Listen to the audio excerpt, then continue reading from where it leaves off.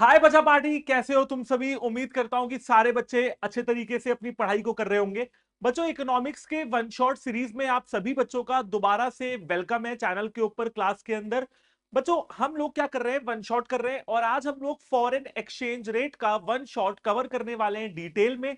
हर एक टॉपिक को अच्छे से पढ़ेंगे, ध्यान से समझेंगे और अपने एग्जामिनेशन में ये इंश्योर करेंगे कि हम एक एक क्वेश्चन को आराम से बैठ के सॉल्व कर पाए और हमारे मार्क्स बहुत ही ज्यादा अच्छे आए क्लास 12th एग्जामिनेशन में और सीयूईटी एग्जामिनेशन में। राइट। तो बच्चों, सबसे पहले बात करते हैं कि क्या क्या टॉपिक्स आज हम लोग कवर करने वाले हैं। बच्चों, आज हम लोग फॉरेन एक्सचेंज और फॉरेन एक्सचेंज रेट के बारे में जानेंगे। उसके बाद हम लोग फ्लेक्सिबल और फिक्स्ड एक्सचेंज रेट की बात करने वाले हैं, क्या होता है दोनों में, क्या डिफरेंसेस है, सारी बातें समझेंगे। फिर हम लोग मैनेज्ड फ्लोटिंग के बारे में बात करेंगे। उसके बाद हम लोग फॉरेन एक्सचेंज के जो कंपोनेंट्स हैं, अगर मैं डिमांड साइड की बात करता हूं, मतलब हमें फॉरेन एक्सचेंज क्यों चाहिए या हम फॉरेन एक्सचेंज क्यों सप्लाई करते हैं, तो उसके क्या कंपोनेंट्स हैं, मतलब कब जरूरत पड़ती है, तो हमें वो लगभग 7 पॉइंट है, 7 पॉइंट्स आर देयर, वो हमको कवर करने हैं। एंड देन लास्ट में बच्चों हम लोग फॉरेन एक्सचेंज मार्केट के बारे में जानेंगे। स्पॉट मार्केट क्या होता है, फॉरवर्ड मार्केट क्या होता है।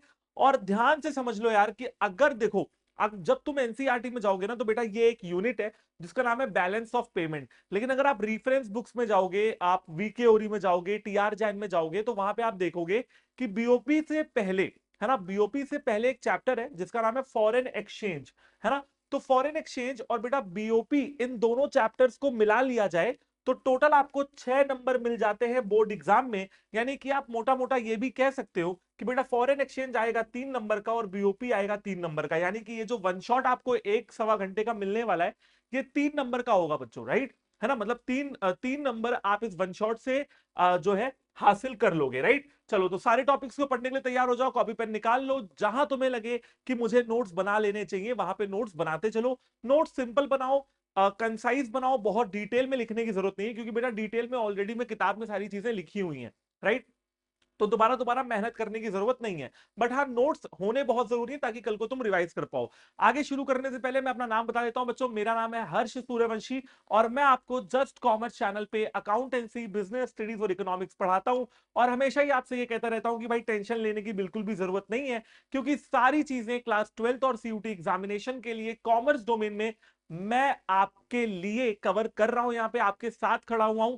आपका साथ तब तक दूंगा जब तक आप एक अच्छे से कॉलेज, एक अच्छी सी यूनिवर्सिटी में नहीं पहुंच जाते। तो भाई हमेशा ये चीज बोलता रहता हूं कि why to fear when your Harsh भैया इज हियर। राइट। और बच्चों, एक चीज और कि यार देखो, मेरे मुंह से कभी कभी निकल जाता है कि जो है सर, मतलब जब मैं अपने आप से बातें करता हूं आपको पढ़ाते हुए, राइट, लेकिन आप मुझे अपना बड़ा भाई समझें, आप मुझे अपना भैया समझें। राइट, जो आपको कहीं ना कहीं कुछ गाइड करने के लिए यहाँ पे है। तो अपने डाउट्स वगैरह भी पूछते रहो, कमेंट करते रहो, फीडबैक देते रहो, है ना। जैसे आप अपनी फैमिली में करते हो, जैसे फैमिली में खाना बनाए तो क्या बोलते हो, भाई अच्छा खाना बनाए। तो आप अपने फीडबैक कमेंट्स में देते रहो, मुझे अच्छा लगता है। ओके। चलिए, फॉरेन एक्सचेंज और फॉरेन एक्सचेंज रेट की बच्चों बात करते हैं कि भैया ये होता क्या है। बच्चों, सबसे पहले जब आप फॉरेन एक्सचेंज की बात कर रहे हो ना, देखो फॉरेन एक्सचेंज है, फॉरेन में एक वर्ड जुड़ा हुआ है फॉरेन। फॉरेन एक्सचेंज में एक वर्ड है फॉरेन। फॉरेन मतलब बेटा बाहर की कंट्रीज, जो इंडिया के बाहर की। अब इंडिया के बाहर तो नेपाल भी है, तो नेपाल को भी हम काउंट करेंगे, ऐसा नहीं है। नेपाल, हाँ, हमारी बाउंड्री सटी हुई है नेपाल से, लेकिन नेपाल भी एक अब्रॉड कंट्री में मतलब गिना जाएगा, फॉरेन कंट्री है। तो foreign exchange refers to the foreign currency. Simple सी बात यह है कि सर हमारे लिए, इंडियंस के लिए फॉरेन एक्सचेंज क्या होगा। बच्चों, हमारे लिए तो फॉरेन एक्सचेंज फॉरेन करेंसी होगी ना। बात समझ रहे हैं आप। मेरे लिए अब जब मैं बैठा हूं यूपी में, राइट, मैं उत्तर प्रदेश में बैठा हुआ हूं, लखनऊ में बैठा हुआ हूं। अब बेटा मैं जब जहां लखनऊ में हूं, तो मेरे लिए जो फॉरेन की करेंसीज हैं वो मेरे लिए क्या होंगी, वो मेरे लिए बेटा फॉरेन एक्सचेंज हो जाएंगी। तो foreign exchange refers to the foreign currency. Right, हम सारे इंडियंस के लिए जो फॉरेन करेंसी है वही फॉरेन एक्सचेंज है। ओके। आगे समझो, the stock of foreign exchange with the country refers to the stock of all foreign currency. जब मैं पूरी कंट्री की बात करता हूं, जब मैं पूरी कंट्री की बात करता हूं, तो बेटा मेरे पूरे देश में बाहर की करेंसी कितनी है इस समय, उसे हम लोग टोटल फॉरेन एक्सचेंज बोलते हैं।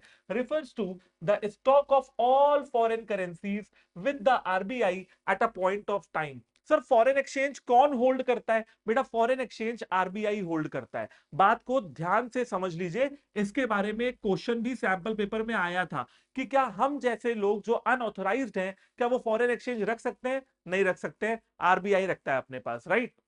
The standard practice is to measure the entire stock in terms of US dollars. और बेटा जो स्टैंडर्ड हमारे इंडिया में सालों साल से प्रैक्टिस चली आ रही है, वो स्टैंडर्ड प्रैक्टिस ये कहती है कि हम अपने फॉरेन एक्सचेंज को मेजर करेंगे यूएस डॉलर से। बेटा प्लीज नोट इट डाउन, हम यूएस डॉलर्स से ही मेजर करते हैं। अगर आज की डेट में देखा जाए, जब मैं आपकी ये क्लास ले रहा हूं, तो बेटा ऑलमोस्ट ऑलमोस्ट जहां तक मुझे आइडिया है 88 या 89 रुपीज का हो गया है एक यूएस डॉलर, राइट। मतलब मुझे 88 या 89 रुपीज खर्च करने पड़ेंगे एक यूएस डॉलर को लेने के लिए। बाकी अब यूएस डॉलर्स में क्यों हम लोग करते हैं वो आगे वन शॉट में आपको बताने वाला हूं, तो आप बिल्कुल चिपक के बैठे रहो वन शॉट से, राइट। चलो, तो कहानी ये है कि सर मेरे देश में जब मैं फॉरेन एक्सचेंज की बात करता हूं, तो जनरल प्रैक्टिस ये कहती है कि मैं यूएस डॉलर्स के फॉरेन एक्सचेंज की बात करता हूं। मैं ये बात नहीं करता जनरल लेवल पे कि नेपाल की कितनी करेंसी मेरे पास है, या फिर चाइना की कितनी करेंसी मेरे पास है, या फिर जापान की कितनी करेंसी मेरे पास है। कॉमन प्रैक्टिस ये कि मैं डॉलर से मेजर करता हूं, right, by converting the value of all currency into US dollar. तो मैं क्या कर सकता हूं, अपनी सारी भारत में जितना भी पैसा मेरे पास है, मैं यूएस डॉलर्स के कंपैरिजन में उसको कंपेयर कर सकता हूं, मेजर कर सकता हूं, और उससे निकल जाता है मेरा फॉरेन एक्सचेंज रेट। सर क्या होता है फॉरेन एक्सचेंज रेट, समझेंगे, है ना। बड़ी सिंपल सी बात है यार, बड़ी सिंपल सी बात यह है कि सोचो, अगर मेरे पास रुपया है ना, तो मैं डॉलर खरीद सकता हूं। अब कितने रुपए देने पड़ेंगे एक डॉलर खरीदने के लिए, इसे ही तो हम लोग रेट कहते हैं। इसे ही तो हम लोग रेट कहते हैं। भाई जैसे मैं कहूं कि इस पेन का क्या रेट है, तो मुझे 20 रुपए देने पड़ेंगे इस पेन को खरीदने के लिए, ये इस पेन का रेट है। तो भैया फॉरेन एक्सचेंज का क्या रेट है, 88 रुपीज। अगर आज की डेट में 88 रुपीज 88 रुपीज देके आपको एक डॉलर मिलता है, तो फॉरेन एक्सचेंज रेट कितना हो गया, 88 रुपीज, सिंपल है ना। चलो आगे समझेंगे, इसको टेंशन मत लेना, अभी मैंने आपको सिर्फ एक आइडिया दी है। अब बात करते हैं फॉरेन एक्सचेंज रेट की। बेटा the rate at which domestic currency can be exchange for a foreign currency is known as foreign exchange rate. बेटा जिस रेट पे एक डोमेस्टिक करेंसी को फॉरेन करेंसी के लिए हम एक्सचेंज कर सकते हैं, उसे हम लोग फॉरेन एक्सचेंज रेट कहते हैं। सर एग्जांपल देते हैं, बिल्कुल। देखो बेटा, अगर आपको एक डॉलर जो है मार्केट में लेना है, मतलब मान लो कि मैं जा रहा हूं अमेरिका घूमने। मैं कहां जा रहा हूं, मैं अमेरिका घूमने जा रहा हूं। अब अमेरिका जब मैं घूमने जा रहा हूं, यूएस घूमने जा रहा हूं, तो मुझे भैया अपना डॉलर चाहिए वहां पे खर्च करने के लिए। तो बेटा जब मैं 88 रुपीज दूंगा ना, जब मैं 88 रुपीज दूंगा, तब जाके मुझे एक डॉलर मिलेगा। और यही क्या है, फॉरेन एक्सचेंज रेट है। बात समझ में आई, बिल्कुल आ गई। इट इज ऑल्सो कॉल्ड, बेटा हाँ एक बात इंपॉर्टेंट बहुत बताने वाला हूं बेटा, इस चैप्टर के अंदर ना अदर नेम्स बहुत हैं, तो प्लीज एक नोट्स बना लीजिए, एक पेज बना लीजिए, जहां पे आप हर सिस्टम का जो अदर नेम है, ऑल्सो नोन एज, मतलब जो दूसरा नाम होता है वो नोट करते जाएं। तो बेटा फॉरेन एक्सचेंज रेट को हम लोग external value of the domestic currency भी बोलते हैं। क्या बोलते हैं, external value of domestic currency भी बोलते हैं। ओके, अब बेटा एक एक इकोनॉमिस्ट है जिनका नाम है क्राउथर। तो क्राउथर साहब क्या कह रहे हैं, the rate of exchange measures number of units of one currency which is exchange in the foreign market for one unit of another currency. Simple सी बात है कि सर रेट ऑफ एक्सचेंज क्या होता है, रेट ऑफ एक्सचेंज वो rate होता है जिससे हम क्या कर सकते हैं, units of one currency which is exchanged in the foreign market for one unit of another currency. कि भैया मेरे कितने रुपए खर्च हो रहे हैं एक डॉलर को खरीदने के लिए। बेटा रुपए है ना, रुपीस, तो रुपीस का सिंबल ये होता है, आप जानते हो बहुत अच्छे से। तो मेरे कितने रुपए खर्च हो रहे हैं एक डॉलर को खरीदने के लिए, उसे ही कहते हैं फॉरेन एक्सचेंज रेट। देखिए कितना सिंपल तरीके से आपको बात समझ में आ गई, है ना। अब बात हम लोग किसकी करने वाले हैं बेटा, अगर आप टॉपिक वाली लिस्ट में देखते हो, तो ये देखो टॉपिक लिस्ट में देखो, हम लोग देखो फॉरेन एक्सचेंज समझ गए, फॉरेन एक्सचेंज रेट समझ गए। अब हम लोग को बात करनी है फ्लेक्सिबल और फिक्स्ड एक्सचेंज रेट की, राइट। चलिए तो बेटा बात करते हैं फ्लेक्सिबल एक्सचेंज रेट सिस्टम की। देखो फ्लेक्सिबल, बेटा नोट करते रहो, फ्लेक्सिबल एक्सचेंज रेट को हम लोग फ्लोटिंग रेट ऑफ एक्सचेंज भी बोलते हैं। क्या बोलते हैं, फ्लोटिंग एक्सचेंज रेट भी बोलते हैं। Is the rate which is determined by the supply and demand forces in the foreign exchange market. बड़ी सिंपल सी बात है सर, मैं कहता हूं फ्लेक्सिबल। बेटा फ्लेक्सिबल क्या होता है, फ्लेक्सिबल वो होता है जो या तो इंक्रीज होता रहे या तो डिक्रीज होता रहे। लेकिन सर ये इंक्रीज और डिक्रीज कोई चीज कब होगी, जब वो मार्केट में फ्रीली मूव करेगी।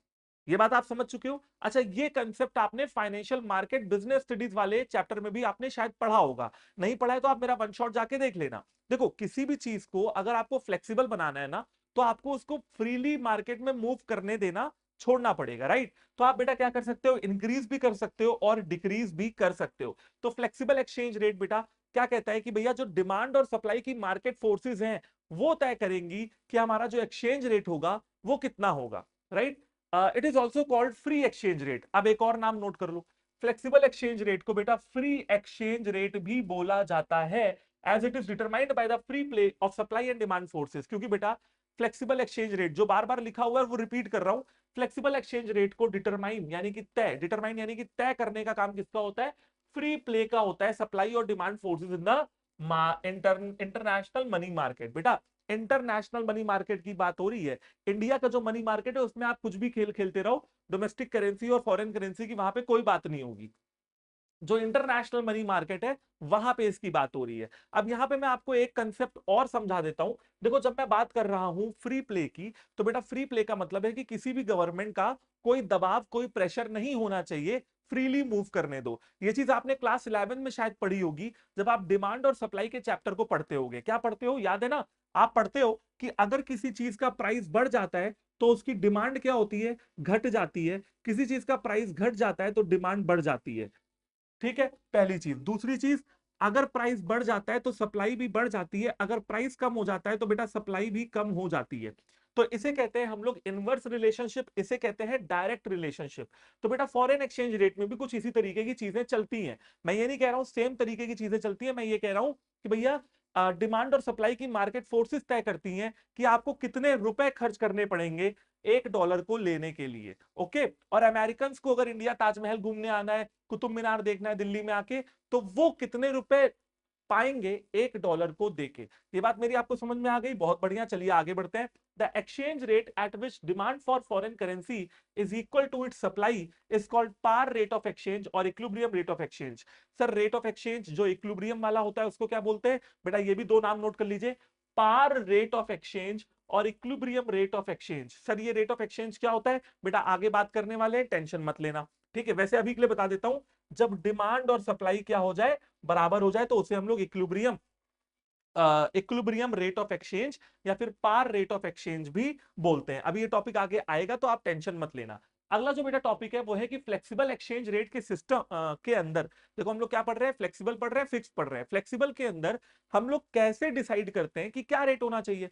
सर ये सवाल का जवाब तो हमको मिल चुका है, डिमांड और सप्लाई की मार्केट फोर्सेस डिसाइड करती हैं, लेकिन कैसे, चलिए वो पढ़ते हैं। तो demand and supply of foreign exchange, demand and supply of foreign exchange are the two basic determinants of the flexible exchange rate. Demand और सप्लाई तय करती है, लेकिन अब मेजर सवाल ये कि कैसे, चलिए देखते हैं।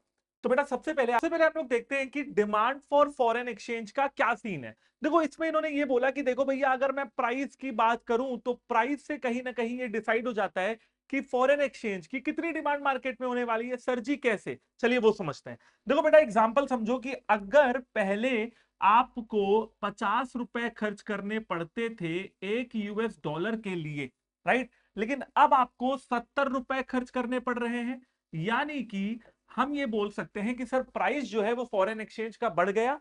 जहां मेरी जेब से पहले 50 रुपए निकल रहे थे, मैं 50 रुपए किसी को दे रहा था $1 लेने के लिए, आज की डेट में मैं 20 रुपए ज्यादा दे रहा हूं। यानी कि 20 रुपए जो है बेटा वो मेरा ज्यादा महंगा हो गया $, राइट। तो बेटा आपको पता है कि कोई भी चीज, क्या मैंने बोला कि बेटा ये जो है ना, अच्छा अभी मैंने आपको बताया नहीं, तो ये जो डिमांड फॉर फॉरेन एक्सचेंज है ना, वो इनवर्सली रिलेटेड होती है फॉरेन एक्सचेंज के प्राइस से, है ना। इनवर्सली रिलेटेड का क्या मतलब है कि अगर सर जी देखिए प्राइस बढ़ेगा, ठीक है ना, देखिए क्या हुआ, प्राइस बढ़ा, मतलब बढ़ा है कि नहीं देखते हैं।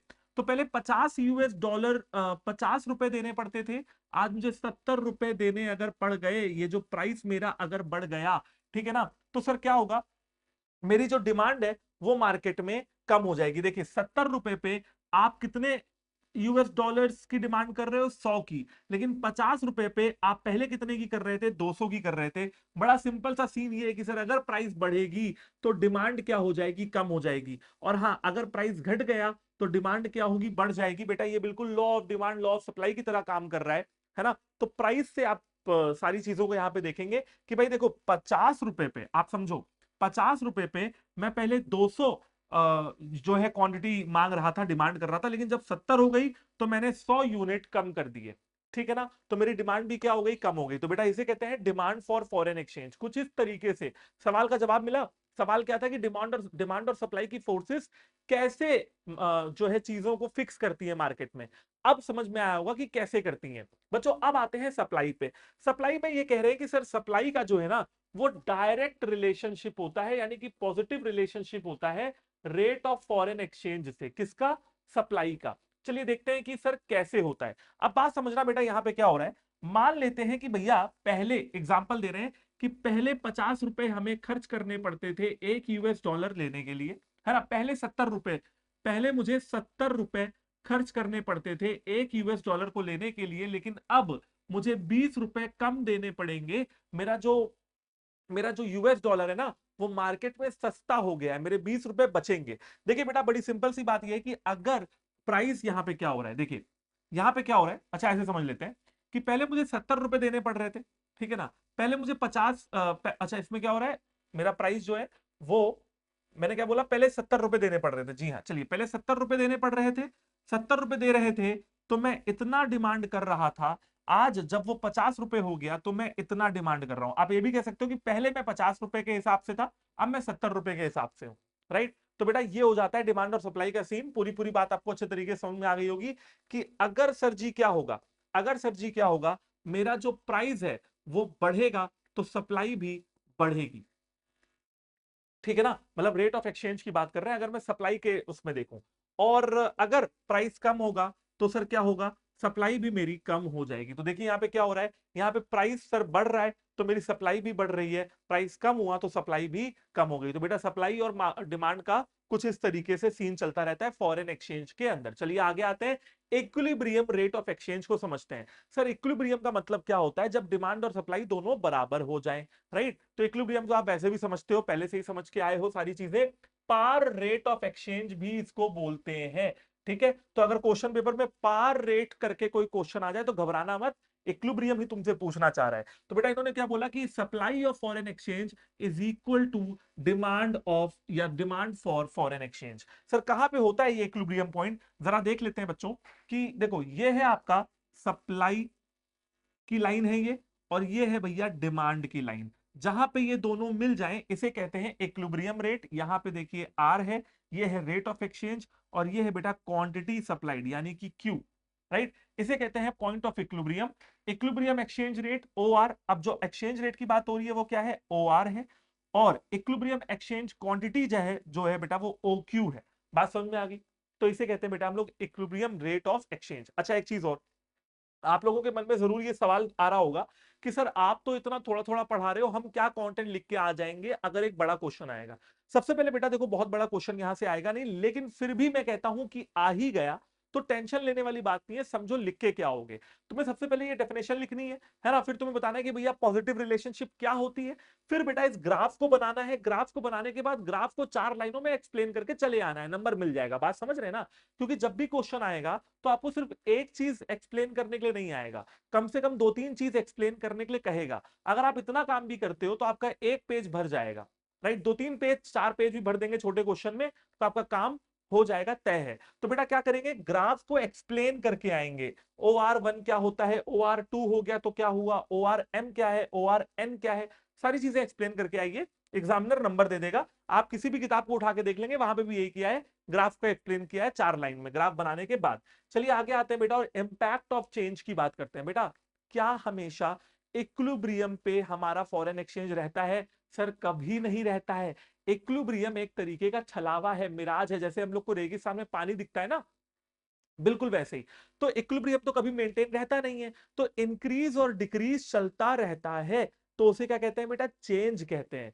चेंज है ना, चेंज में क्या आता है, इंक्रीज और डिक्रीज। तो चेंज से होगा क्या वो समझने की कोशिश करते हैं। सबसे पहली सिचुएशन है situation number 1, impact of increase in demand for a foreign currency US dollars, depreciation of domestic currency. Sir कुछ नहीं समझ में आया, समझाते हैं। देखो बेटा क्या बोल रहे हैं, ये कह रहे हैं कि बेटा मान लो पूरी दुनिया में हर इंसान को यूएस डॉलर चाहिए। बेटा पूरी दुनिया में बहुत सी ऐसी चीजें जो सबको चाहिए, बताऊं। क्रूड ऑयल, कच्चा तेल, सबको अपनी गाड़ियों में डलवाना है, पेट्रोल डीजल। तेल की डिमांड मार्केट में बहुत है, और इसीलिए जो तुम्हारी अरब कंट्रीज हैं वो अमीर हो चुकी हैं। कुवैत है, रशिया है, रशिया अरब कंट्री नहीं है, बट रशिया आप देख लो बहुत अमीर है। जिनके पास ऑयल रिजर्व्स हैं या रिच मिनरल्स हैं, वो अमीर कंट्रीज हैं। गोल्ड सबको चाहिए, ठीक है ना, गोल्ड सबको चाहिए, यूएस डॉलर सबको चाहिए, राइट। तो अब आपको मैं ऐसी चीजों के नाम बता रहा हूं जो सबको चाहिए, उसमें एक चीज क्या आती है बेटा, यूएस डॉलर।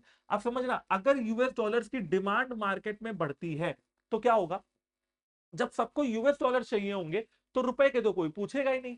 तो बेटा क्या होगा, हमारी जो करेंसी है ना, वो थोड़ी सी क्या हो जाएगी, डेप्रीशिएट हो जाएगी। What is depreciation? बेटा डेप्रीसिएशन का मतलब क्या होता है कि पहले मान लो मुझे 50 रुपए खर्च करने पड़ रहे थे एक यूएस डॉलर के लिए। मैं बता रहा हूं कि डेप्रीसिएशन क्या होता है। तो आज मुझे 70 रुपए अगर खर्च करने पड़ रहे हैं, तो उसका मतलब कि यार 20 रुपए का क्या हो गया, मेरी करेंसी में डेप्रिसिएशन हो गया। इसे कहते हैं डेप्रिसिएशन, यानी कि decrease in the value of domestic currency. ठीक है ना। चलो देखते हैं क्या हो रहा है। तो सर सिंपल सी बात यह है कि हुआ क्या, ये है यूएस डॉलर। अब यूएस डॉलर की डिमांड जो है वो यहां से यहां चली गई, और जब यहां से यहां यानी कि डिमांड बढ़ गई, तो होगा क्या, जो हमारी करेंसी को हम एक्सचेंज कर रहे हैं ना, वो डेप्रिशिएट हो जाएगी। यानी कि जब मैं इसको आप देखो, तो मैं यहां पे था, राइट, इतनी क्वांटिटी पे, आज मुझे थोड़ा सा डेप्रिसिएशन करके ज्यादा पैसे खर्च करने पड़ रहे हैं। आप देख सकते हो कि OR1 पे एक यूएस डॉलर 60 रुपए का था, OR पे, और OR1 पे यहां पे देखेंगे तो एक यूएस डॉलर बेटा 70 रुपए का हो गया। मेरे इस एग्जांपल में 10 रुपए का क्या हो गया बेटा, डेप्रिसिएशन हो गया। मैंने लॉजिक बता दिया, लिख के बता दिया, डायग्राम को एक्सप्लेन आपको करना आना चाहिए। एक बार रीड कर लीजिएगा एनसीईआरटी का या कोई भी किताब, आ जाएगा, तो आप पूरा आंसर लिख सकते हो। चलिए आगे बढ़ते हैं। अब बेटा आपको करेंसी डेप्रिसिएशन का मतलब बता देता हूं, वैसे बता चुका हूं, एक बार लाइन पढ़ लेते हैं, ठीक है ना, लिखने के काम आएगी। मैं इसलिए कंटेंट बेटा ऐसा बनाता हूं जो तुम्हारे लिखने के भी काम आए, ठीक है। Refers to a situation when domestic currency rupee depreciate और loses it value.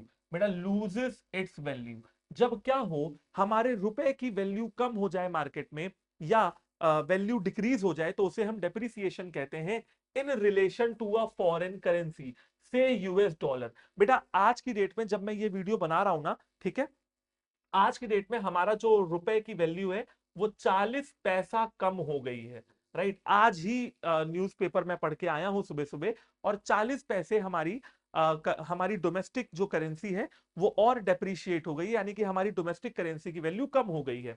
So that you need more rupees to buy a dollar. तो बेटा अब जहां मुझे, है ना, मैंने एग्जांपल में क्या लिया था कि पहले मुझे $1 के लिए 50 रुपए खर्च करने पड़ते थे, अब मुझे $1 के लिए 70 रुपए खर्च करने पड़ेंगे, यानी कि 20 रुपए का क्या हो गया, डेप्रिसिएशन हो गया। तो बेटा सिंपल सी बात यह है कि मान लीजिए आपको अमेरिका घूमने जाना है, एग्जाम्पल से समझिएगा, मान लीजिए आपको अमेरिका घूमने जाना है ना, आपको न्यूयॉर्क जाना है, न्यूयॉर्क सिटी जाना है। तो बेटा न्यूयॉर्क घूमने के लिए पहले आप 50 रुपए देते $1 के लिए, लेकिन अगर अब आप 70 रुपए दोगे $1 के लिए, तो हमारी डोमेस्टिक करेंसी क्या हो गई, बहुत ज्यादा डेप्रिशिएट हो गई। इसे कहते हैं depreciation of a domestic currency. आगे बढ़ते हैं और आते हैं बेटा सिचुएशन नंबर 2 पे।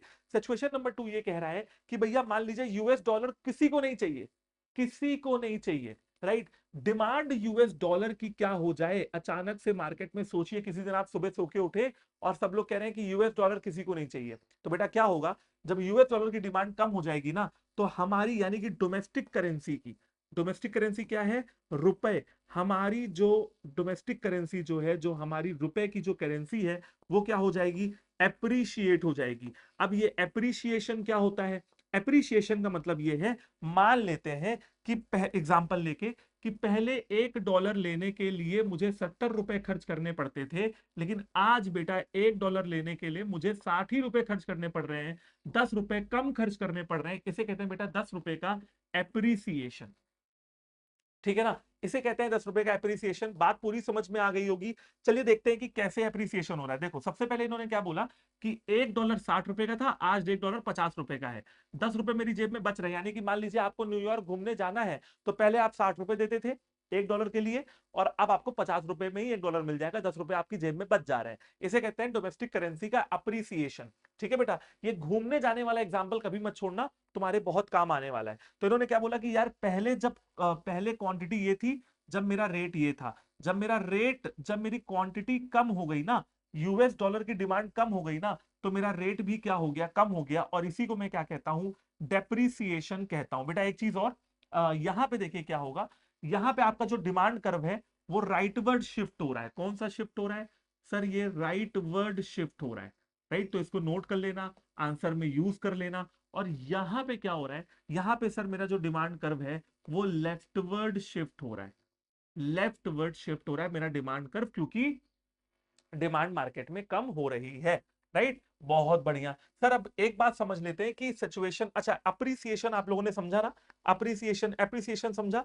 तो चलिए एक बार एप्रिसिएशन भी समझ लेते हैं। कहाँ गया एप्रिसिएशन भाई?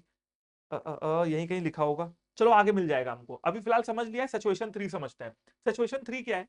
आप सोचो, अभी तक हम डिमांड की बात कर रहे थे, हमने क्या बोला कि डिमांड अगर फॉरेन एक्सचेंज की बढ़ेगी या घटेगी, मतलब हम लोगों ने जो भी अभी तक बात करी, हम लोगों ने जो भी अभी तक बात करी वो डिमांड की करी, है ना? डिमांड बढ़ने की बात करी यूएस डॉलर की, और डिमांड घटने की बात करी। अब हम लोग बेटा जो बात करेंगे वो सप्लाई की करेंगे।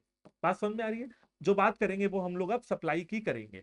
तो सब impact of increase in supply. अब सोचिए, अब सोचिए, यूएस डॉलर खूब मार्केट में सप्लाई हो रहा है। बेटा ध्यान से समझना, जिस चीज की सप्लाई मार्केट में बढ़ जाती है ना बेटा, वो चीज अल्टीमेटली सस्ती हो ही जाती है। क्या करें? अब आप सोच के देखो कि अगर मैं कंपैरिजन पूछता हूं तो बादाम महंगा है या गेहूं महंगा है?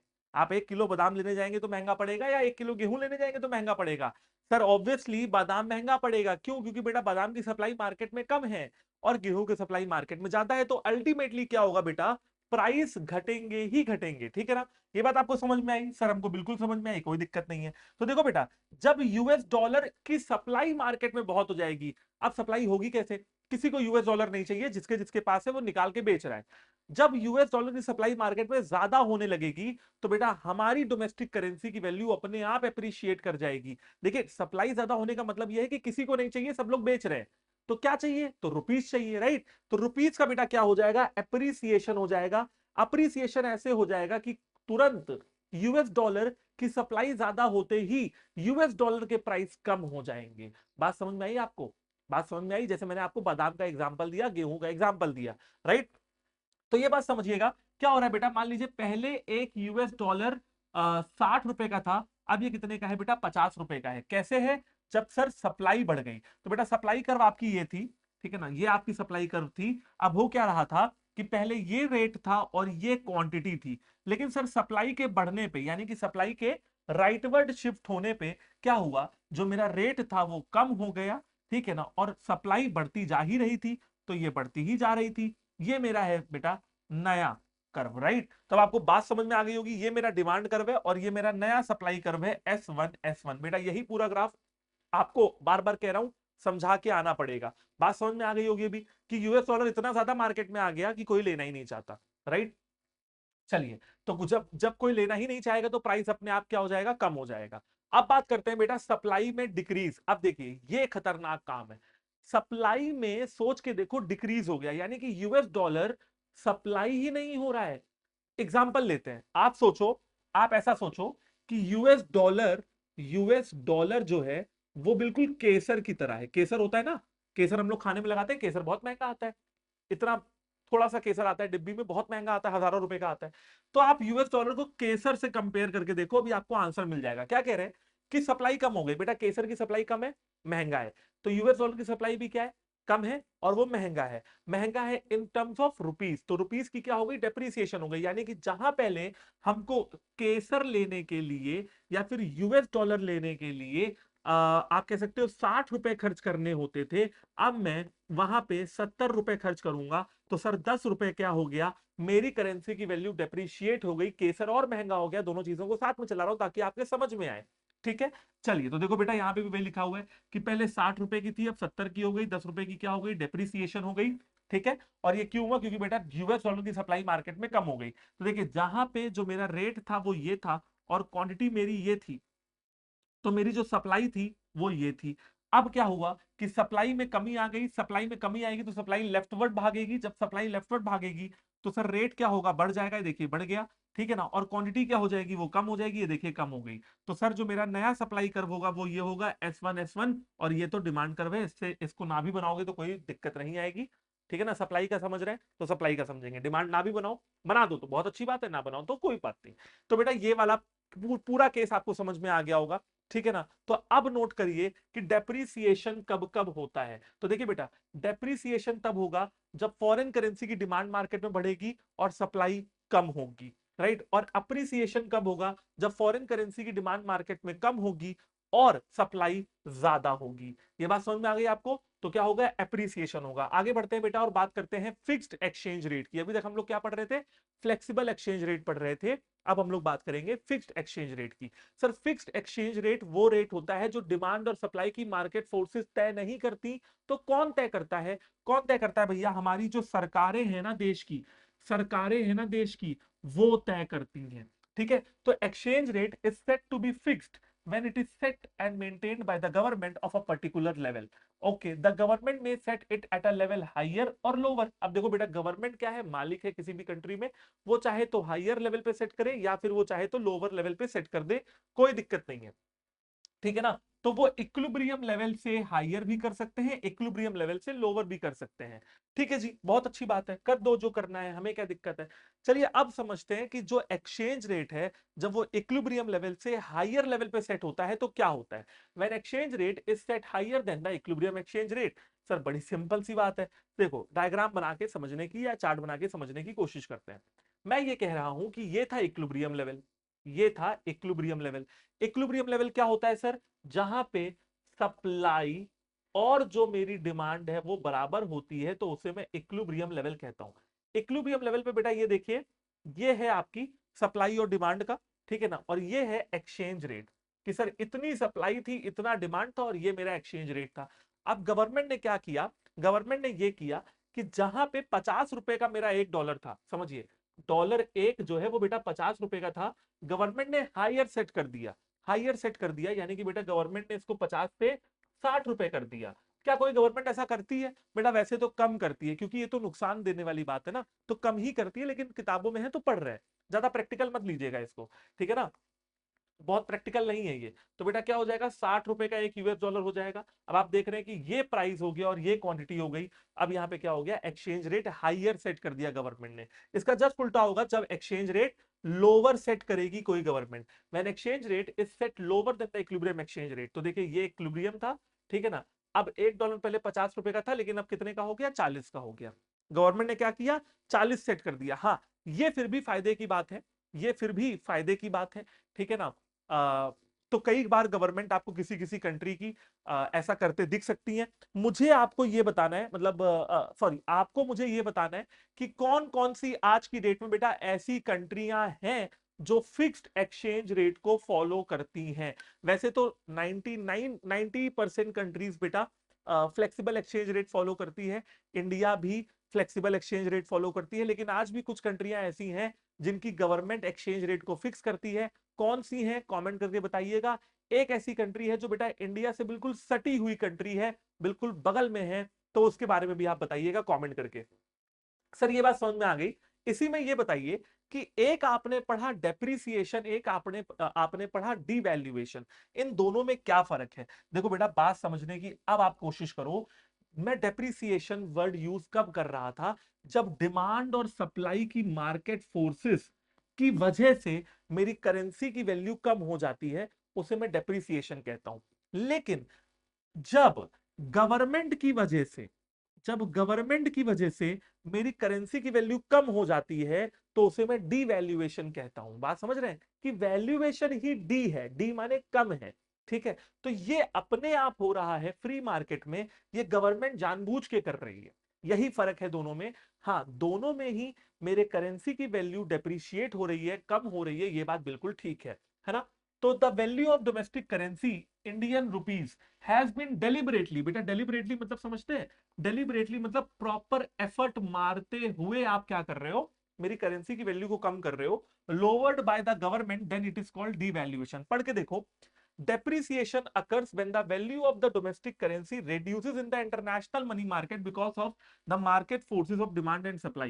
गवर्नमेंट का रोल यहां पे होता ही नहीं है, समझ रहे ना, कि मेरी डोमेस्टिक करेंसी की वैल्यू कम हो गई, लेकिन डिमांड और सप्लाई की फोर्सेस की वजह से कम हुई, गवर्नमेंट ने कम नहीं करी, गवर्नमेंट का यहां पे कोई रोल नहीं था।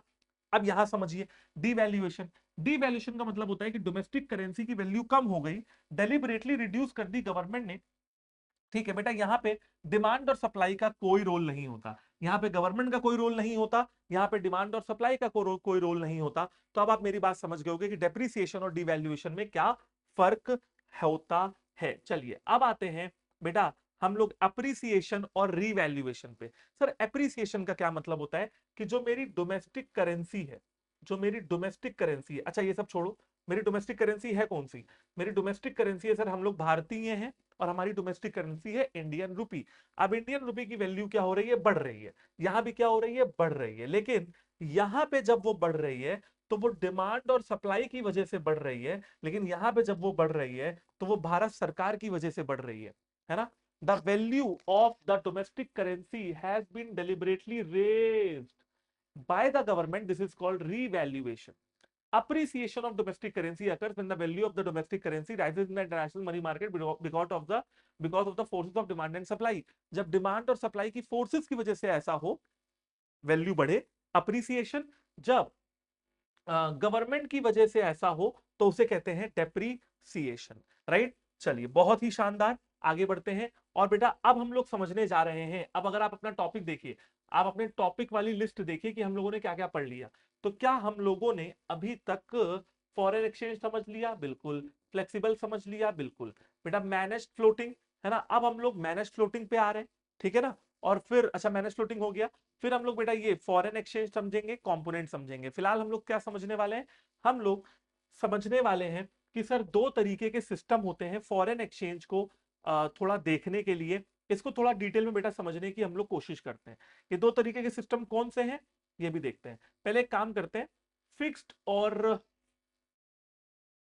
फ्लेक्सिबल में एक डिफरेंस है, छोटा सा प्यारा सा नन्हा सा मुन्ना सा, वो भी देख लेते हैं, ठीक है ना। फिक्स्ड और फ्लेक्सिबल में डिफरेंस है, देखते हैं बेटा क्या डिफरेंस है। देखो इन्होंने क्या बोला, fixed exchange rate is determined by the government, flexible exchange rate is determined by the demand and supply की market forces. Changes in the fixed rate of exchange are planned and introduce by the government. ये बेटा planning से की जाती है और government के द्वारा इंट्रोड्यूस होती है, आरबीआई करती है। यहां पे कोई प्लान नहीं होता है, ठीक है ना, ये सप्लाई और डिमांड की मार्केट फोर्सेस तय करती हैं, है ना। तो समझिए बेटा, जब आप एसेट एंड मेंटेन में the government the fixed exchange rate, अच्छा सिंपल सी बात है, क्योंकि ये गवर्नमेंट करती है तो यहां पे डिवैल्यूएशन होता है करेंसी का और रीवैल्यूएशन होता है। डिवैल्यूएशन माने करेंसी की वैल्यू को कम करना, इसका मतलब होता है बढ़ाना। यहां पे क्या होता है, डेप्रिसिएशन होता है और एप्रिसिएशन होता है। डेप्रिसिएशन मतलब कम करना, अप्रिसिएशन मतलब बढ़ाना। ये मैं ऑलरेडी आपको पढ़ा चुका हूं तो बहुत डिटेल में आप मत ले जाओ, बट हाँ ये है कि आप ये चार्ट नोट कर लेना, लिख लेना, याद करने की कोशिश करना, याद करना मतलब समझ लेने की कोशिश करना, और कॉपी में अगर ऐसा क्वेश्चन आता है तो आप डिफरेंस भी लिख सकते हो, बस इसीलिए मैंने ये डिफरेंस ऐड ऑन किया हुआ है। आगे देखो, कह रहे हैं कि जो गवर्नमेंट है ना बेटा, उसके हाथ में, किसी भी कंट्री की गवर्नमेंट के हाथ में ये पावर तब आएगी कि वो अपनी कंट्री के फॉरेन एक्सचेंज को रेगुलेट कर सके, तब आएगी जब सर जी उनके पास फॉरेन एक्सचेंज का लार्ज स्टॉक होगा, तब तो वो कर पाएगी। भाई आप ये चीज सोचो, मैं कहूं कि मैं अपना घर अपने हिसाब से बनवाऊंगा, किसी और की मुझे कोई राय नहीं चाहिए, तो बेटा मेरे पास पैसा होना चाहिए ना, तब मैं बनवाऊंगा ना अपना घर। मैं जो मर्जी हो खाऊंगा, तो भैया खाने के लिए पैसा होना चाहिए ना, सिंपल सी बात है। Flexible exchange rate does not require any large stock. बेटा फ्लेक्सिबल एक्सचेंज रेट में ज्यादा लार्ज स्टॉक रखने की जरूरत नहीं है लेकिन नहीं है, ठीक है बेटा। यहां पे समझिएगा, कुछ लोग क्या करते हैं, मनी मार्केट में करेंसीज के बढ़ने या घटने पे स्पेक्यूलेशन करते हैं और पैसा कमाने की कोशिश करते हैं। इन्हें, ऐसे लोगों को जो अधिकृत होते हैं, रजिस्टर्ड होते हैं, हम लोग इन्वेस्टर्स बोलते हैं, राइट। तो बेटा यहां पे क्योंकि गवर्नमेंट ने पहले से ही फिक्स कर रखा है, तो स्पेक्यूलेशन के चांसेस बहुत कम होते हैं। यहां पे आप आराम से स्पेक्यूलेशन कर सकते हो और मनी मार्केट में डीलिंग विलिंग करके भी गोल्ड बॉन्ड हो गए, सॉवरेन गोल्ड बॉन्ड हो गए, फॉरेन करेंसीज को आप थोड़ा बहुत खरीद परचेज कर सकते हो, क्योंकि क्योंकि बेटा ये चेंज होता रहता है। जो चीज चेंज होता रहता है वही तो आप स्पेक्यूलेट करोगे ना, जो चीज चेंज ही नहीं होगी वो स्पेक्यूलेट क्या करोगे। ओके, चलिए आगे आते हैं बेटा अपने नेक्स्ट टॉपिक पे। और हमारा जो नेक्स्ट टॉपिक है बहुत प्यारा टॉपिक है कि सर जो हमारा एक्सचेंज रेट है उसके दो सिस्टम है। एक है gold standard system of exchange rate, ये पीछे लिखा हुआ है, दूसरा है Brayton would system of exchange rate. अब ये गोल्ड स्टैंडर्ड क्या है बेटा, इसके लिए थोड़ा हम लोग इतिहास में जाते हैं, हिस्ट्री में। देखिए वर्ल्ड वॉर चलती है, वर्ल्ड वॉर 2 बार हो चुकी है, आप लोगों को पता है। तो बेटा जब वर्ल्ड वॉर 2 हो गई, राइट, तो हुआ क्या कि जब वर्ल्ड वॉर 2 हुई तो हमारे पूरे वर्ल्ड में भूखमरी, ठीक है, के हालात थे। हिरोशिमा नागासाकी में जापान के अंदर क्या हुआ वो आप सभी को पता है, यूएस ने एटम बम भी गिरा दिया था, जिसके लिए एक मूवी बनी है ओपेनहाइमर, आप चाहें तो देख सकते हैं। न्यूक्लियर पावर अमेरिका सबसे पहले कैसे बना वो आप देख लोगे।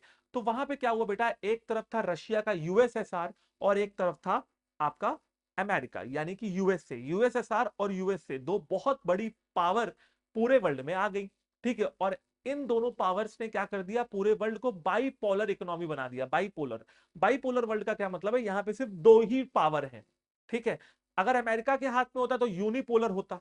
इंडिया क्या कहता है कि भैया मल्टीपोलर होना चाहिए, कि क्यों दो ही लोग के हाथ में पावर हो, हम क्या पीछे हैं क्या। तो इंडिया हमेशा बेटा फॉरेन अगर आप उसको समझने की कोशिश करेंगे, फॉरेन स्ट्रेटजी को, फॉरेन पार्टनरशिप को, फॉरेन डायलॉग को, तो इंडिया हमेशा मल्टीपोलर वर्ल्ड की बात करता है।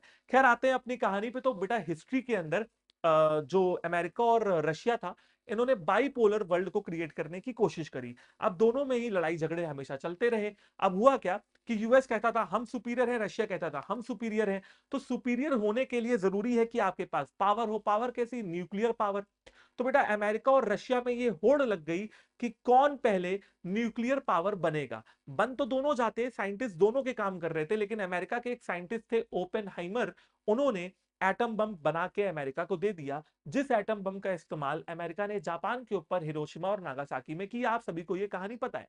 ठीक है, अब एक तो ये ऐसी वर्ल्ड में बहुत बड़ी चीज हुई जो पहले कभी नहीं हुई थी, ये ऐसी चीज हो गई, राइट। तो इन यूएस की इकोनॉमी अपने आप क्या हो गई भैया, स्ट्रांग हो गई, क्योंकि मार्केट में अच्छी गुडविल हो गई कि भैया अब तो इन्होंने न्यूक्लियर पावर बना लिया, अब तो इन्हें कोई हरा ही नहीं पाएगा। पहली चीज। दूसरी चीज, आपको पता होगा कि बेटा नील आर्मस्ट्रॉन्ग को यूएस ने चांद पे भेजा। नील आर्मस्ट्रॉन्ग यूएस चांद पे जाने वाले पहले आप कह सकते हैं कि एस्ट्रोनॉट थे। बेटा उस जमाने में यह भी लड़ाई चलती थी कि पहले कौन चांद पे उतरेगा, अमेरिका का कोई बंदा उतरेगा या फिर यूएसएसआर का बंदा उतरेगा। अमेरिका ने यहां भी जीत हासिल कर ली, यानी कि स्पेस इंडस्ट्री में और न्यूक्लियर इंडस्ट्री में अमेरिका का बोलबाला हो गया। बहुत सारा फॉरेन इन्वेस्टमेंट अमेरिका को मिलने लगा। एक तो ये कहानी हो गई। दूसरी कहानी आपको सुनाता हूं कि जब वर्ल्ड वॉर खत्म हुई तो बेटा हुआ क्या कि हर तरफ भुखमरी थी, हर तरफ खाने के पैसे नहीं थे, हर तरफ आप कह सकते हो कि बिल्कुल त्राहिमाम त्राहिमाम मचा हुआ था। तो हुआ क्या कि वहां पे हर कंट्री ने सोचा कि यार जो हमारी ये जो करेंसी है ये बहुत वीक हो गई है, क्या करें। अमेरिका ने भी सोचा क्या करें। तो अमेरिका ने सोचा कि एक काम करते हैं, गोल्ड जो है वो हमेशा ही कंट्रीज डिपॉजिट करके रखती हैं। अमेरिका ने क्या किया, पूरी दुनिया से गोल्ड खरीदना शुरू कर दिया, अपने पास गोल्ड के रिजर्व बढ़ाने शुरू कर दिए। जिससे क्या हो गया, अमेरिका ने क्या बोला कि देखो भैया टेंशन मत लो, तुम अपनी करेंसी को, मतलब पूरी दुनिया से बोला कि टेंशन मत लो, आप लोग अपनी करेंसी को यूएस डॉलर्स में डील करो। यूएस डॉलर्स में डील करने से क्या होगा, हमारे पास देखो यूएस के पास बहुत सारा गोल्ड है, आप टेंशन मत लेना, हमारे पास बहुत सारा गोल्ड है, आपकी आपकी करेंसी को कुछ नहीं होने देंगे। पूरा भरोसा जिताया। अब बेटा सारी कंट्रियां क्या करने लग गई, डॉलर डॉलर डॉलर डॉलर करने लग गई, राइट। जिससे क्या हुआ बेटा, हम लोग यूएस डॉलर से अपनी करेंसी को मेजर कर रहे थे, कर रहे हैं और अभी आगे करेंगे। हाल फिलहाल में जो न्यूज है वो आपको बताता हूं, क्योंकि आप इकोनॉमिक्स के स्टूडेंट हैं तो कुछ एक्स्ट्रा जानकारी यहां से लेके जाइए। बेटा इस समय डोनाल्ड ट्रंप जी, आप देख रहे होंगे, न्यूज पढ़ रहे होंगे, इंडिया के ऊपर टैरिफ लगा रहे हैं, चाइना के ऊपर टैरिफ लगा रहे हैं। ठीक है, चाइना से अभी डील हो भी चुकी है, इंडिया के ऊपर टैरिफ हो गए है ना, और बहुत सारी ये चीजें चल रही हैं। तो डोनाल्ड ट्रंप का कहना यह है कि भाई जो ब्रिक्स कंट्रीज है ना, ब्राजील, रशिया, इंडिया, चाइना, ठीक है, तो जो ये ब्रिक्स कंट्रीज हैं इनके ऊपर हम सैंक्शंस लगाएंगे, टैरिफ लगाएंगे। अब इंडिया का कहना यह है कि क्यों भैया, क्यों लगाओगे, हमने ऐसा क्या गुनाह किया, है ना। तो उनका कहना यह है कि आप लोग डी डॉलराइजेशन की बात कर रहे हो। बेटा ये हवा इस समय पूरी दुनिया में चल रही है कि अब डॉलर की हेजिमनी को, डॉलर की मोनोपोली को मार्केट में खत्म किया जाएगा और डी डॉलराइजेशन की शुरुआत करी जाएगी, राइट। तो देखते हैं कि आगे क्या होता है बेटा। पूरी वर्ल्ड इकोनॉमी की अगर जब हम बात करें तो अब ये पढ़ते हैं, अब आपको जो मैं पढ़ाऊंगा वो समझ में आएगा अगर आपने ये कहानी सुन ली है। According to this system, prevalent in most countries prior to 1920s। बेटा 1920 से पहले गोल्ड स्टैंडर्ड सिस्टम चला करता था। Gold was taken as a common unit of parity between currencies of different countries. बेटा आपने अभी भी देखा होगा कि गोल्ड के रेट अचानक से बहुत महंगे हो गए। जो दिवाली बीती है 2025 की, वहां पे गोल्ड के रेट महंगे हुए कि नहीं हुए? हुए ना। बेटा अचानक से गोल्ड के रेट 2024 में 60,000 रुपए थे, 70,000 रुपए थे। अचानक से गोल्ड के रेट कितने हो गए हैं? 1,20,000, 1,30,000 हो गए हैं। राइट। अब ऐसा क्यों हो रहा है, इसके बारे में थोड़ी रिसर्च करिएगा, आपको समझ में आ जाएगा। Each country was to define value of its currency in terms of gold. तो हमेशा से ये देश क्या करते थे? गोल्ड के कंपैरिजन में अपनी करेंसी को वैल्यू करते थे। भारत तो उस समय गुलाम था, आजादी तो 1947 में मिल गई। ठीक है। Accordingly value of one currency in terms of other currency was fixed considering gold value of each currency. भाई कितना आपके पास गोल्ड है, सोना है, रिजर्व है। और बेटा आपको यह भी पता होगा कि हमारे भारत को एक समय पे सोने की चिड़िया बोला जाता था, और ब्रिटिशर्स हमारे भारत को लूट लूट के भैया यूके ले गए थे, तो हमारे पास गोल्ड तो बचा नहीं था। ठीक है। तो if UK euro pound is 4 gram of gold, मतलब बेटा एक, अगर आप सोचो कि एक यूके यूरो है ना, एक यूरो सॉरी एक पाउंड अगर 4 ग्राम गोल्ड के बराबर है, ठीक है, और $1 2 ग्राम गोल्ड के बराबर है, तो हम दोनों का रेशियो अगर निकालना चाहें तो हम ये कह सकते हैं कि भाई रेशियो है 1:2। ठीक है। मतलब अगर मैं गोल्ड की, अब यहां पे थोड़ा गोल्ड को छोड़ो, आप ये समझो कि अगर आपको आपको 1 पाउंड हासिल करना है, ठीक है, तो क्या करने पड़ेंगे? बात समझ गए ना? आपको 2 ग्राम, अपना $2 यहां पे खर्च करने पड़ जाएंगे। राइट। तो बड़ी सिंपल सी बात है। तो अगर आपको पैसा देना है तो दीजिए। One one pound is equal to $2। तो यानी कि उस समय पाउंड थोड़ा सा स्ट्रांग हुआ करता था। एक्सचेंज रेट और exchange ratio between UK and US dollars is 1:2। $2 would exchange for 1 UK pound. तो बेटा अब क्या होगा कि $2 देने पड़ेंगे 1 पाउंड को खरीदने के लिए। पहली चीज। दूसरी चीज ये कि बेटा ये गोल्ड स्टैंडर्ड जो ये रेट है ना, इसको हम लोग mint value of exchange rate और मिंट पैरिटी भी बोलते हैं। बेटा प्लीज इसको नोट कर लीजिएगा कि इसका एक दूसरा नाम भी है mint mint par value of exchange और मिंट पैरिटी। ठीक है, काम आएगा आपके। आगे बढ़ते हैं। अब समझते हैं sir Brayton would system of exchange rate. बेटा जो ब्रेटन वुड सिस्टम है ना, ब्रेटन वुड सिस्टम क्या कहता है कि अब यहां पे आप थोड़े बहुत एडजस्टमेंट कर सकते हो, इसीलिए इसको एडजस्टेबल पेग सिस्टम भी बोलते हैं। वो वाले पेग की बात नहीं हो रही है, पेग की बात हो रही है। राइट। तो चलिए समझते हैं, है ना। कोई बच्चा ये ना कहते सर आप तो पेग की बात कर रहे हो, पेग वो वाली बात नहीं हो रही है। तो डिफरेंट करेंसीज वर पेग्ड और related to one currency that is US dollar. अब हुआ क्या कि भैया आपको मैंने पूरी कहानी सुनाई, तो गोल्ड का सिस्टम भैया खत्म हुआ, क्योंकि सारा गोल्ड तो यूएस ने रख लिया। तो यूएस ने कहा अरे अब तुम लोग गोल्ड के सपने मत देखो, अब तुम आओ मेरे पास, अब तुम US डॉलर्स को जो है एडमायर करो और अपनी करेंसी की वैल्यू US डॉलर से मेजर करो। हमें करना पड़ा। US dollars for assigned gold value at a fixed price. Value of one currency in terms of US dollar ultimately implied value of that currency in terms of gold. तो बेटा अब US dollar gold के बराबर हो गया, यानी कि जब हम पहले हम क्या कहते थे कि ₹1 में कितना सोना आएगा, अब हम कहते हैं ₹1 में कितना डॉलर आएगा। समझ गए? ठीक है। तो gold continue to be the ultimate unit of parity between any two currency. लेकिन फिर भी अगर आप बैकएंड पे देखेंगे तो यूएस डॉलर के पीछे भी क्या है? गोल्ड, सोना। Okay. Adjustment in the parity value of currency was possible only if it allowed by international monetary fund. ठीक है बेटा। अच्छा एक बात समझना कि ये जो ब्रेटन वुड सिस्टम है ना, ये भी खत्म हो गया 1977 में। ठीक है ना। लेकिन बात समझिएगा, ये सिस्टम जरूर खत्म हो गया हो, लेकिन मैं ये बात कहता हूं आपसे, मान के चलिए कि बैकएंड पे आज भी यही सिस्टम है। अगर ये सिस्टम ना होता तो क्यों आपकी किताब में डॉलर के एग्जाम्पल दिए होते, जापान के दिए होते, चाइना के देते, है ना? क्यों डॉलर का ही एग्जांपल दिया हुआ है? कहीं ना कहीं बेटा आज डॉलर जो है इतना स्ट्रांग हो चुका है पूरी वर्ल्ड में, है ना, कि आप आगे की कहानी जानते हो। अमेरिका और डॉलर तो आप हमेशा न्यूज़पेपर वगैरह में पढ़ते रहते होगे। तो flexible system of exchange rate यहां पे आ गया। आगे बढ़ते हैं बच्चों और बात समझते हैं मैनेज्ड फ्लोटिंग क्या होता है। Managed floating is the system of floating exchange rate in which there is no occasional intervention by the central bank to influence the float और मैनेज द फ्लोट।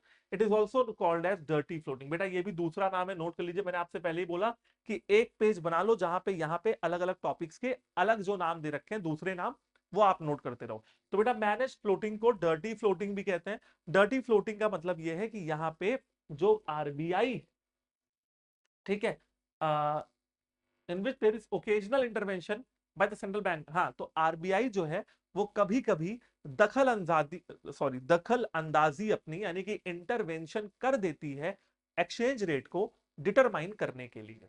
ठीक है बच्चों, तो इसे कहते हैं managed floating rate of exchange. ठीक है, ठीक है। अच्छा, ये भी समझ लो, अब आए हो टॉपिक के अंदर, तो मैंने लिखा हुआ है, जरा ये भी समझ के जाओ। तो अगला टॉपिक ये है कि sir how does the central bank, मतलब सेंट्रल बैंक क्या करती है ऐसा। ये टॉपिक बेटा लिटरली बहुत इंटरेस्टिंग टॉपिक है। क्वेश्चन पेपर में आए ना आए, लेकिन आपको पढ़ने में मजा आएगी। सोच के देखो बेटा, ऐसा क्या जादू हमारी आरबीआई करती है, ऐसा क्या जादू हमारी सेंट्रल बैंक कर देती है कि भैया हमारी करेंसी की वैल्यू को थोड़ा बहुत आप चेंज कर सकते हो। सोचो ऐसा क्या जादू करती होगी, है ना। इंटरेस्टिंग टॉपिक है ना। सोच समझते हैं सर ऐसी क्या जादू है। तो सर जादू कुछ नहीं है, जादू ये है कि जो आरबीआई होती है ना, वो मनी मार्केट में, इंटरनेशनल मनी मार्केट में सेल और परचेज करती है, खरीदती और बेचती है फॉरेन करेंसी को। जब बेटा फॉरेन करेंसी की बात हो तो आप हमेशा यूएस डॉलर का एग्जांपल लेंगे, तो ज्यादा अच्छे तरीके से समझ में आएगा। ठीक है, और कहां पे, इंटरनेशनल मनी मार्केट में। सर हमको समझ में नहीं आया, समझाइए बेटा। बिल्कुल समझाते हैं। देखो, इन्होंने बोला कि मान लो आरबीआई कहती है ना, आरबीआई कहती है कि देखो भैया बहुत महंगाई हो रही है, यूएस हमारा जो डोमेस्टिक करेंसी है वो कम होता जा रहा है, घटता जा रहा है, डेप्रिसिएशन हो रहा है, कुछ करने की जरूरत है। इस यूएस डॉलर को कम करो, इंटरनेशनल मार्केट में कम करो, इनकी हेजीमनी को खत्म करो। तो आरबीआई ने ठान ली, आरबीआई ने ठान ली कि मुश्किल वक्त कमांडो सख्त। आरबीआई ने कहा कि ठीक है भैया, अब हम क्या करेंगे, जो यूएस डॉलर की हेजीमनी है वो खत्म करेंगे, एक्सचेंज रेट को कम करेंगे। ठीक है, अब कैसे करेंगे देखेगा। अब बेटा आपको पता है कि अगर मुझे किसी भी कंट्री की वैल्यू को, करेंसी की वैल्यू को गिराना है तो उसकी सप्लाई बढ़ा दो, गिर जाएगी। मैंने आपको अभी केसर वाला एग्जांपल दिया, गेहूं वाला एग्जांपल दिया। तो बेटा सेंट्रल बैंक, अगर आरबीआई के पास कुछ यूएस डॉलर पहले से पड़े हुए थे तो क्या कर दो भैया, इसको ना बेच दो, सेल कर दो, सेल ऑफ यूएस डॉलर। अब सेल करने से क्या होगा, सप्लाई, यूएस डॉलर की सप्लाई क्या हो जाएगी बेटा, मार्केट में बढ़ जाएगी। और आपको पता है कि अगर यूएस डॉलर की सप्लाई मार्केट में बढ़ गई तो क्या होगा कि बेटा इसका जो यूएस डॉलर का प्राइस है, जो हेजी मनी है, वो खत्म हो जाएगा, बिल्कुल हो जाएगा। तो बेटा अल्टीमेटली जब यूएस डॉलर का प्राइस कम हो जाएगा तो रुपीस का एप्रिसिएशन होगा। क्या ये बात आपको समझ में आई, बोलिए, क्या ये पूरी बात समझ में आई आपको, यही तो होगा, है ना। ओके, अब सोचिए इसका उल्टा करते हैं। अब आरबीआई को कोई सपना आया, आरबीआई को लगा कि इकोनॉमी का फायदा तब है जब हमारी करेंसी की वैल्यू डेप्रिशिएट हो। हालांकि ऐसा नहीं आएगा सपना, प्रैक्टिकली पॉसिबल नहीं है कि बेटा खुद से ही अपनी वैल्यू डेप्रिशिएट कर दे, लेकिन समझने के लिए समझ लीजिए। तो आरबीआई को लगा कि यार मुझे अपनी करेंसी की वैल्यू को डेप्रिशिएट करना चाहिए। अब आरबीआई क्या करेगी, यूएस डॉलर के मुकाबले अगर करना है तो आरबीआई क्या करेगी, आरबीआई बेटा परचेज करेगी इंटरनेशनल मनी मार्केट से यूएस डॉलर्स को। ठीक है, परचेज करेगी तो क्या होगा बेटा, सप्लाई डॉलर की क्या हो जाएगी, मार्केट में कम हो जाएगी। सप्लाई कम होगी तो डॉलर का जो प्राइस मार्केट में है वो बढ़ जाएगा और रुपए का डेप्रिसिएशन हो जाएगा, यानी कि वैल्यू कम हो जाएगी। तो बेटा ये होता है जादू जो होता है आरबीआई के पास। समझ रहे हैं। क्या आप और हम ये कर सकते हैं बेटा, आप और हम ये नहीं कर सकते हैं, क्योंकि आपके और मेरे पास इतना पैसा ही नहीं है कि हम यूएस डॉलर को अफेक्ट कर ले जाएं। आरबीआई के पास पैसा है थोड़ा बहुत, ठीक है ना, तो आरबीआई ये काम कर सकती है। हम कितने डॉलर खरीद लेंगे, मान लो चलो एक एक डॉलर 90 रुपए का है मान लो, तो मेरे पास मान लो 10-12 हजार रुपए पड़े हुए हैं, तो मैं भैया मान लो आ, है ना, ले लूंगा 50-60 डॉलर, इससे ज्यादा क्या है मेरे पास, नहीं है ना। तो वो वाली चीज है कि हम क्या ही कर सकते हैं, लेकिन आरबीआई कर सकती है। आरबीआई क्या कर सकती है वो मैंने आपको बता दिया। चलिए बेटा अगले टॉपिक पे आते हैं। अगला टॉपिक है, ये हमारा सेकंड लास्ट टॉपिक है कि बेटा फॉरेन एक्सचेंज की डिमांड हमें क्यों है। मतलब आप अपने एंड से देखो ना, आप इंडिया में रह रहे हो, आप डॉलर मांग ही क्यों रहे हो, मत मांगो। जरूरत है क्या आपको डॉलर की, हमको तो नहीं है भैया। क्यों नहीं है, क्योंकि भैया हम तो अपने घर पे रहते हैं, स्कूल जाते हैं, पढ़ते हैं। लेकिन सोचिए अगर आप बाहर घूमने जा रहे हैं तो, आज आप स्टूडेंट है ना, कल आप बाहर घूमने गए तो डॉलर चाहिए। न्यूयॉर्क जाना है आपको, यूएसए जाना है, टेक्सास जाना है, डॉलर चाहिए। ठीक है, तो सर सबसे पहली बात ये कि जी हाँ, ये बात टॉपिक समझने से पहले आपको माननी पड़ेगी कि हमको फॉरेन एक्सचेंज की डिमांड है। अब क्यों है, एक एक करके समझने की कोशिश करते हैं। सबसे पहले बेटा मान लेते हैं इंडिया ने कोई लोन लिया था। अब बेटा लोन को पेमेंट करनी है। जब लोन लिया था तो डॉलर में लिया था, जब लोन लिया था इंडिया ने तो डॉलर में लिया था, तो वापस भी कब करेंगे? डॉलर में करेंगे। International loans are raised in terms of foreign currency, foreign currency is required to repayment. हमने उठाया भी पैसा डॉलर में और हम वापस भी करेंगे डॉलर में। Investment in rest of the world, मान लीजिए इंडिया के किसी आदमी को अमेरिका में जमीन खरीदनी है, कैसे खरीदेगा? जब यूएस डॉलर उसके पास होंगे तो डिमांड करनी पड़ेगी। आगे देखिए, इम्पोर्ट, मान लेते हैं बेटा मुझे अमेरिका का कोई सामान इंडिया मंगाना है अपने घर पे लखनऊ में, तो बेटा मुझे क्या करना पड़ेगा? उनको डॉलर में पेमेंट करनी पड़ेगी। We import goods like cell phone, TV and services like banking and insurance, ठीक है, from rest of the world. Payments for imports are made in foreign exchange only. बेटा मैं कुछ सामान अपने घर पे मंगा रहा हूँ अमेरिका से, तो डॉलर देना पड़ेगा ना। Direct purchases abroad, foreign exchange is needed to make direct purchases of goods and services abroad, ठीक है। अब बेटा सुनो, मान लो मैं अमेरिका गया तो मुझे एक रेस्टोरेंट में बैठ के पिज्जा खाने का मन हुआ, तो डॉलर में पेमेंट करनी पड़ेगी ना। उसको गांधी जी तो पता नहीं, उसको रुपीस दूंगा तो मार के भगा देगा, डॉलर चाहिए उसको। तो बेटा अगर मैं किसी कंट्री पे विजिट पे गया, वहां पे जब मैं खर्चा करूंगा, ठीक है ना, तो डॉलर में करूंगा। एक चीज और, पढ़ाई करने के लिए भी लोग जाते हैं, पैसा डॉलर चाहिए। लोग मेडिकल ट्रीटमेंट के लिए भी जाते हैं, डॉलर चाहिए, ठीक है। और आगे आ जाओ, ग्रांट एंड डोनेशन, मान लो मुझे इंडिया में बैठ के यूएसए में ग्रांट देने हैं, डोनेशन देना है, ठीक है ना, unilateral grant to rest of the world, तो मुझे फॉरेन एक्सचेंज चाहिए। मैं बार बार अमेरिका का एग्जांपल ले रहा हूं, लेकिन मान लो मुझे जापान जाना है, चाइना जाना है, कहीं भी जाना है। पेमेंट ऑफ इनकम, अब सुनो बेटा, मान लो कि मेरे यहां अमेरिका का कोई बंदा काम कर रहा है, तो मुझे उसको सैलरी देनी है, ठीक है ना। तो demand for foreign exchange in the domestic economy also rises for the payment of factor income, जैसे rent, interest, profit, dividend, wages which are repatriated sent abroad. वो पैसा जो मैं इंडिया से बाहर भेज रहा हूं फैक्टर पेमेंट करने के लिए। मान लो मेरा कोई बिजनेस है वहां पे, तो लोग काम करते हैं, मुझे सैलरी देनी है, ठीक है। अब आते हैं सर स्पेक्युलेटिव ट्रेडिंग। ट्रेडिंग समझ गए आप? स्पेक्युलेटिव मनी मार्केट में शेयर्स डिबेंचर्स खरीदते बेचते, वैसी करेंसीज में भी लोग डील करते हैं। Foreign exchange particularly in terms of strong currencies like US dollar is demanded by people for purpose of speculative trading. तो हमारे यहाँ बेटा क्या भारत में लोग ट्रेडिंग नहीं करते? अरे सर कैसी बात कर रहे हैं, बहुत ट्रेडिंग होती है यहाँ पे। हमारे सेंसेक्स देखिए, निफ्टी देखिए, बढ़िया ग्रो कर रहे हैं। तो कहने का मतलब क्या है कि भैया अगर हमें ट्रेड करना है, यूएस डॉलर को खरीदना है, तो मुझे पैसे रुपए देने पड़ेंगे यूएस डॉलर, तब जाके मैं खरीद पाऊंगा। आगे बढ़ते हैं और बात करते हैं कि सर फॉरेन एक्सचेंज हम लोग सप्लाई क्यों करते हैं? सर इसका उल्टा कर लीजिए, हमने जितनी चीजें पढ़ी उल्टा कर लीजिए। चलिए पहले देखते हैं। देखो, हमने रीपेमेंट करने की बात करी थी, तो मान लीजिए किसी को हमें रीपेमेंट करनी है तो रुपया चाहिए, किसी को हमारे भारत में इन्वेस्टमेंट करना है तो रुपया चाहिए, ठीक है। देखिए कितना इजी टॉपिक है। किसी को हमारे भारत में सामान बेचना है तो रुपया चाहिए, एक्सपोर्ट करना है, अभी तो मैंने इंपोर्ट पढ़ाया, अब मैं बता रहा हूं कि सप्लाई क्यों जरूरी है। हमें खरीदना है तो हम डिमांड करेंगे, किसी और को इंडिया में खरीदना है, डायरेक्ट परचेज करना है, इंडिया आना है घूमने के लिए, ताजमहल देखना है, तो भैया क्या करेंगे?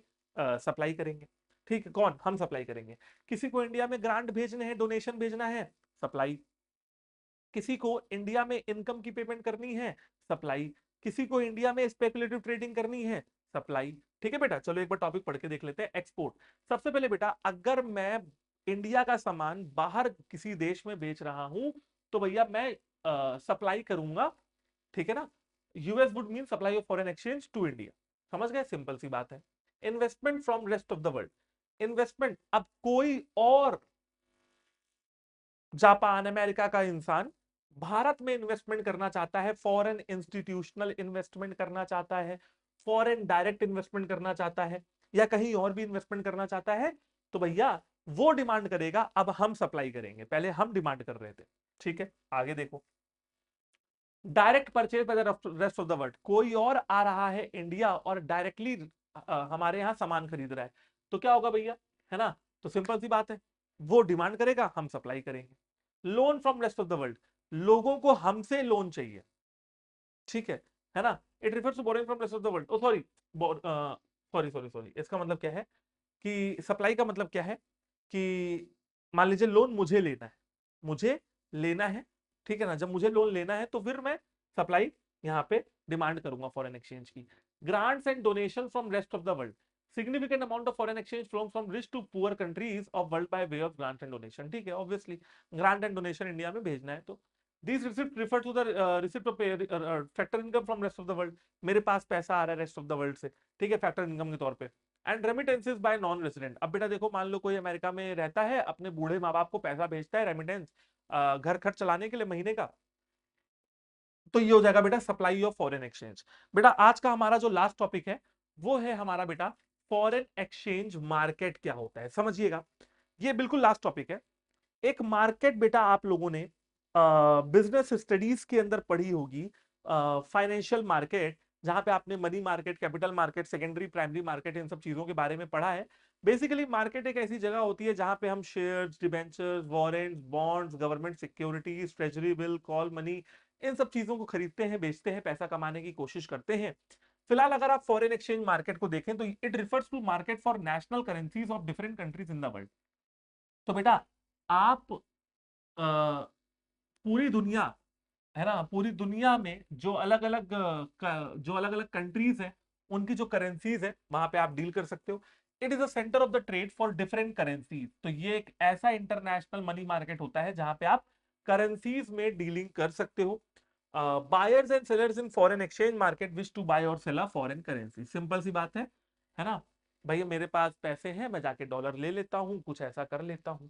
पढ़ के देखते हैं क्या क्या फंक्शंस है बेटा। किसी भी मार्केट के दो तीन फंक्शंस होते हैं, ठीक है। ये फंक्शंस क्या क्या है समझेंगे बहुत आराम से।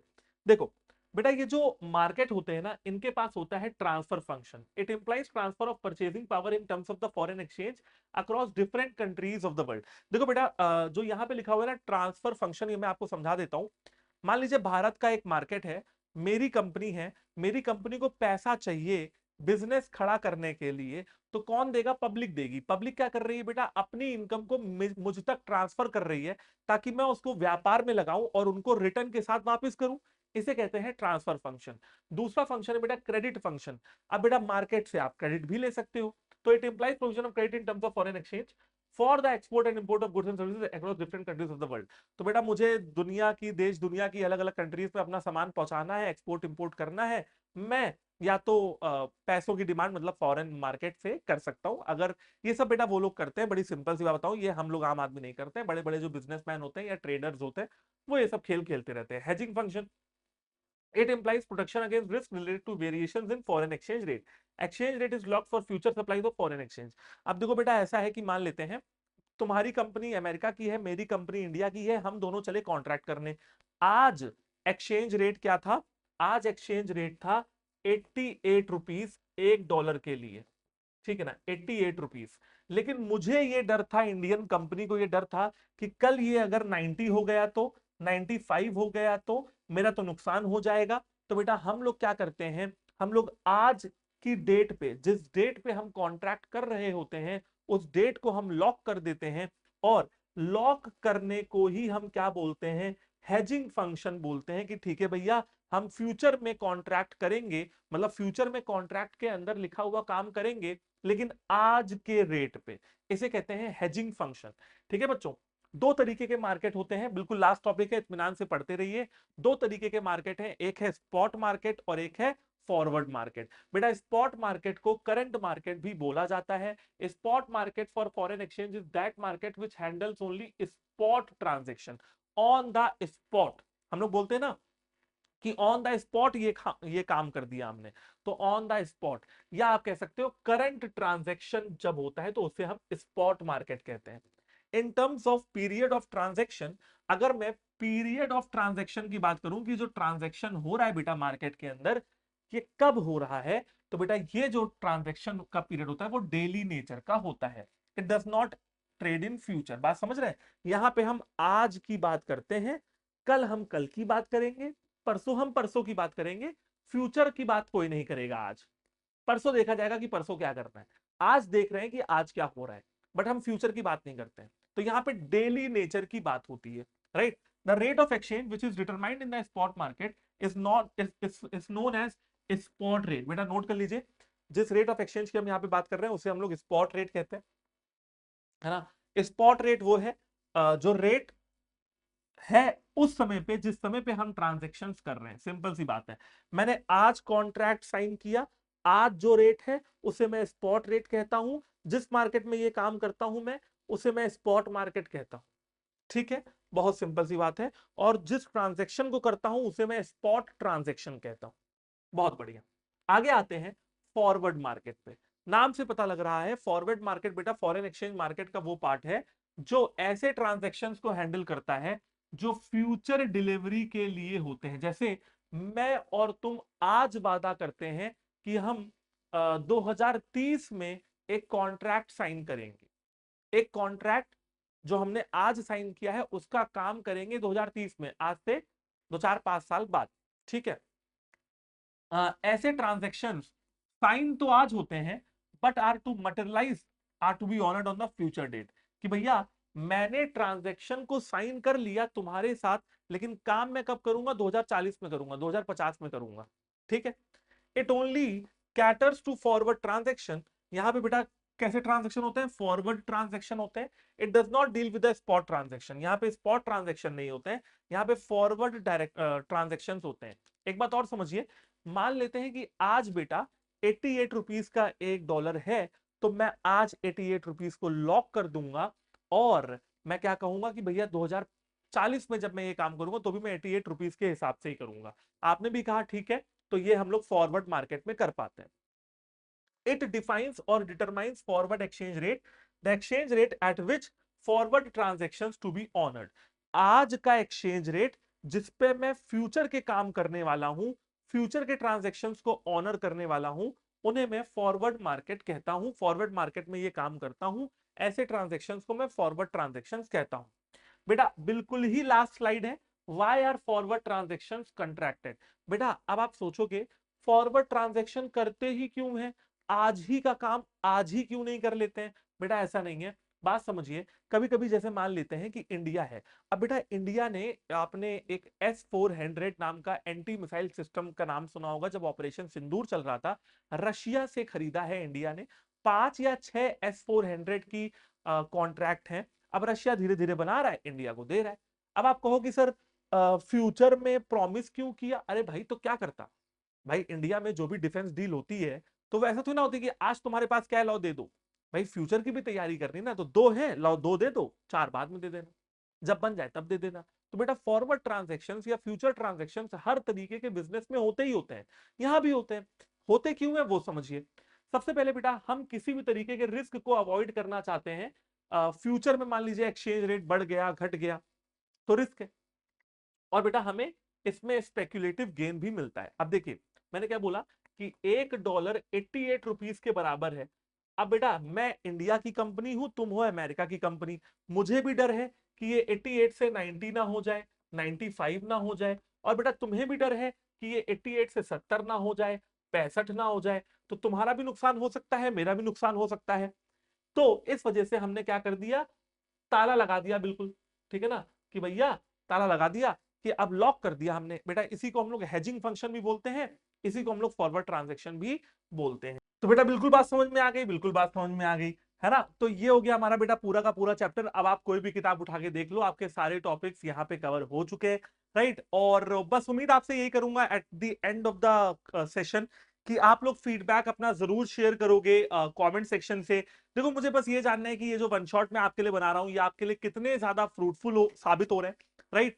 और कंसेप्चुअल क्लैरिटी मिल रही है कि नहीं, रिवीजन हो रहा है कि नहीं, ताकि मैं भी थोड़ा अपना कंटेंट या अपनी डिलीवरी को और बेहतर बना पाऊं। अगर आपको कुछ और भी चीजें चाहिए हो तो आप मुझे बताना। बाकी लाइव क्लासेस में हम लोग बेटा क्वेश्चंस कर लेंगे, एमसीक्यूज कर लेंगे, सैंपल पेपर वगैरह मैं ऑलरेडी चैनल पे डिस्कस कर चुका हूं। और ये हमारा टेलीग्राम चैनल है भैया, अभी छोटा सा चैनल है, यहाँ पे थोड़े कम ही बच्चे हैं। तो ये बच्चे पीडीएफ है ना, मतलब पीडीएफ अगर आपको चाहिए तो आप टेलीग्राम चैनल पे जा सकते हो।